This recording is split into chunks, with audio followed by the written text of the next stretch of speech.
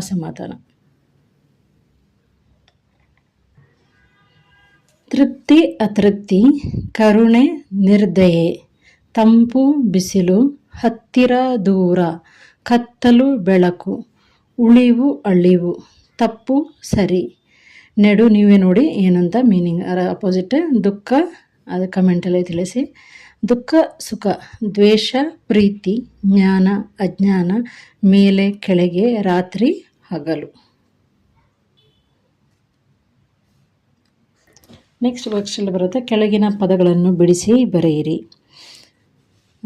ರಾಜ್ಯೋತ್ಸವ ಅಂದರೆ ಬಿಡಿಸೋದಿಗೆ ರಾಜ ಪ್ಲಸ್ ಉತ್ಸವ, ರಾಜ್ಯೋತ್ಸವ ಬರುತ್ತೆ. ಮಲ್ಲಕಂಬ ಆಗ ಮಲ್ಲ ಪ್ಲಸ್ ಕಂಬ, ಮಲ್ಲಕಂಬ. ಜಟ್ಟಿಯಾಲು ಅಂದರೆ ಜಟ್ಟಿ ಪ್ಲಸ್ ಹಾಲು. ಹಲ್ನೋಡು ಅಲ್ಲಿ ಪ್ಲಸ್ ನೋಡು. ಮನೆಯನ್ನು ಮನೆ ಪ್ಲಸ್ ಅನ್ನು. ಶಾಲೆಯನ್ನು ಶಾಲೆ ಪ್ಲಸ್ ಅನ್ನು. ಊರು ಊರೂರು ಆಗ ಊರು ಪ್ಲಸ್ ಊರು. ಆಗಾಗ ಆಗ ಪ್ಲಸ್ ಆಗ. You should know how to split, ಬಿಡಿಸೋದು ಎರಡು ಭಾಗ ಆಗಿ. ಇದು ಕರೆಕ್ಟ್ ಇದ್ದರೆ ನಿಮಗೆ ಸಂಧಿಗಳು ಕರೆಕ್ಟ್ ಬರುತ್ತೆ. ಮುಖ್ಯೋಪಾಧ್ಯಾಯರು ಮುಖ್ಯ ಪ್ಲಸ್ ಉಪಾಧ್ಯಾಯರು. ವಾರ್ಷಿಕೋತ್ಸವ ವಾರ್ಷಿಕ ಪ್ಲಸ್ ಉತ್ಸವ. ಜಿಲ್ಲಾಧಿಕಾರಿ ಜಿಲ್ಲಾ ಪ್ಲಸ್ ಅಧಿಕಾರಿ. ಚೆನ್ನಾಗಿಟ್ಟಿರು ಚೆನ್ನಾಗಿ ಪ್ಲಸ್ ಇಟ್ಟಿರು. ವಿದ್ಯಾಭ್ಯಾಸ ವಿದ್ಯಾ ಪ್ಲಸ್ ಅಭ್ಯಾಸ. ಗುಹೆಯನ್ನು ಗುಹೆ ಪ್ಲಸ್ ಅನ್ನು. ದುಃಖವಾಯಿತು ದುಃಖ ಪ್ಲಸ್ ಆಯಿತು. Next fourth men. ಕೆಳಗೆ ಕೊಟ್ಟಿರೋ ಪ್ರಶ್ನೆಗಳನ್ನು ಓದಿ ಸರಿಯಾದ ಉತ್ತರವನ್ನು ಬರೆಯಿರಿ. ರಾಜು ಮನೆಗೆ ಹೋದನು. ಇದು ವರ್ತಮಾನ ಕಾಲದಲ್ಲಿ ಬದಲಿಸಿ. ಮೀನ್ಸ್ ವರ್ತಮಾನ means present tense. So Raju ಮನೆಗೆ ಹೋಗುತ್ತಿದ್ದಾನೆ. ತಿದ್ದಾನೆ ಅಂದರೆ ಪ್ರೆಸೆಂಟಲ್ಲಿ. ಹೋದನು ಅಂದರೆ ಆಲ್ರೆಡಿ ಡನ್, ಭವಿಷ್ಯತ್ ಕಾಲ ಪಾಸ್ಟ್ ಟೆನ್ಸ್. ಸೊ ಇದು ಪ್ರೆಸೆಂಟ್ ಟೆನ್ಸಲ್ಲಿ ಬರುತ್ತೆ.